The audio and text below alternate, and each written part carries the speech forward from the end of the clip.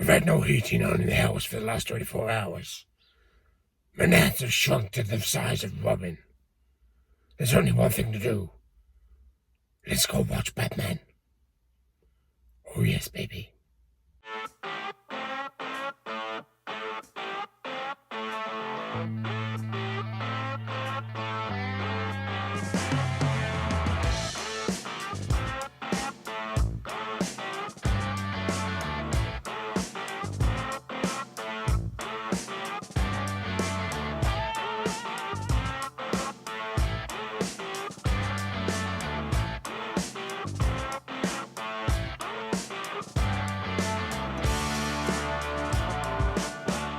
Okay, so just got out of the screening of The Batman, directed by Matt Reeves, starring Robert Pattinson as the Caped Crusader himself.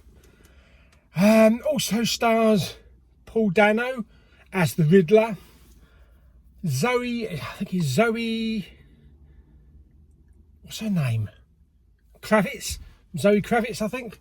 As Selena Kyle, aka Catwoman. And a totally unrecognisable Colin Farrell as Oswald Cobblepot, aka the Penguin. We also have Jeffrey Rush as well, as Commissioner Gordon, and Andy Serkis playing Alfred. Okay, so I'm not going to sugarcoat this. It'd be nice if I did, because it'd be tasty. We're all going to have different opinions. We're all going to form different parts that we like. I'm just going to tell it as I saw it. It's a good film. It's a pretty good film. It's not as good as the Christopher Nolan trilogy. And definitely nowhere near as good as The Dark Knight. But I did have a few issues with it. Now, firstly, Robert Pattinson killed it. If anybody had any doubts that he was going to be a shit Batman, forget it. He was fantastic as Batman. There's more Batman in this than Bruce Wayne. So, yes, that's why it's called The Batman and not The Bruce. All right, Bruce. Yeah, so you got no worries with Pattinson. The cinematography is really nice. It's, most of the film is set at night in the dark. But it does look like a dirty Gotham. Really dirty Gotham. And all the gadgets and the high-tech equipment isn't really high-tech. You know, it's getting there. But, I mean, this is only Batman's second year, you know, running around Gotham grabbing bad guys. So he's still training. He's still in training. Yes, he's a trainee. So it's all new to him. The police don't trust him and have no good connection with him, no understanding, apart from Commissioner Gordon.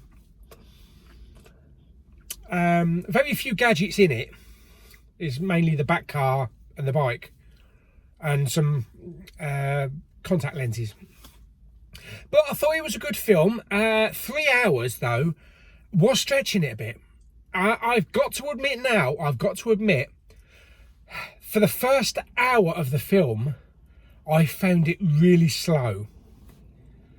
It was just verging on falling asleep. So I must admit, I was bored for the first hour. Nothing much happened. I know they were just setting the story up and introducing characters, but I just wanted it to get going and get moving because I was really drifting off for the first hour. After that first hour, it did kick up a gear. We got some action. There was some great chase scenes, especially a freeway, you know, highway chase, and some good beat the shit out of the bad guys action from Batman himself. The music by Michael Giacchini, I think is how you pronounce his name. He did Lost and the new Star Trek films, and he did some Pixar films. He is a really great composer, and this was a very unique soundtrack. So the soundtrack was really good. Yeah, the soundtrack was really good, with the exception of some grunge shit music that they threw in there, which was not necessary. So I found the score really compelling. But all in all, it was a good film. It was a good film. I would say it was a really good film.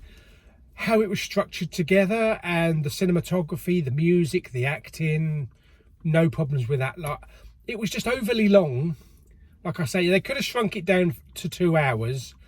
Although I hear that there is actually a 4-hour cut out there, so I don't know what the 4-hour consists of, but they'll probably release it on home media. There wasn't enough penguin. Oh. Pecking at your shoes, yeah. I don't think there was enough penguin in the film. I know there's a lot to fit in, and also I found the Riddler was just okay. I didn't find him totally menacing.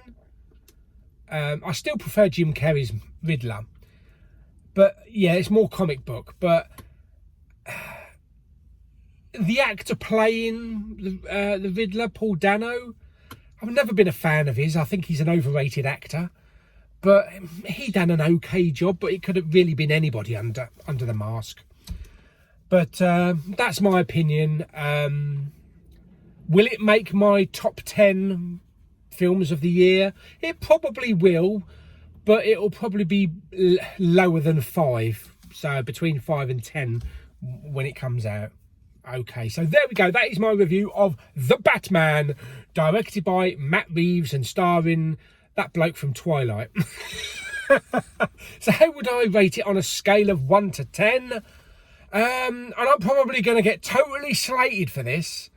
I'm going to give it 7.5 big bangs and bats flying through the sky out of 10. Yes, I know. Oh, why aren't you giving it a 9? Why aren't you giving it a 10? Because I really can't. See, I'm out of the film now, and I'm just like, yeah, that was good. Forget about it now.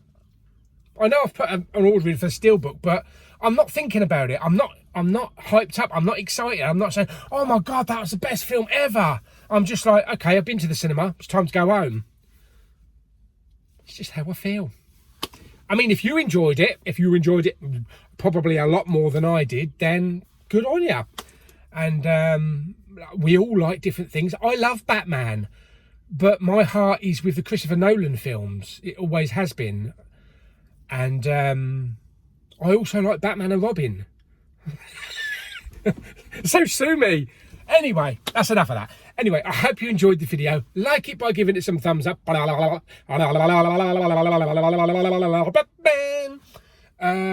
forget to subscribe, comment and share. And I shall see you in the next video once I've read through all the comments calling me a total and utter complete wankfest. Till the next video, bye!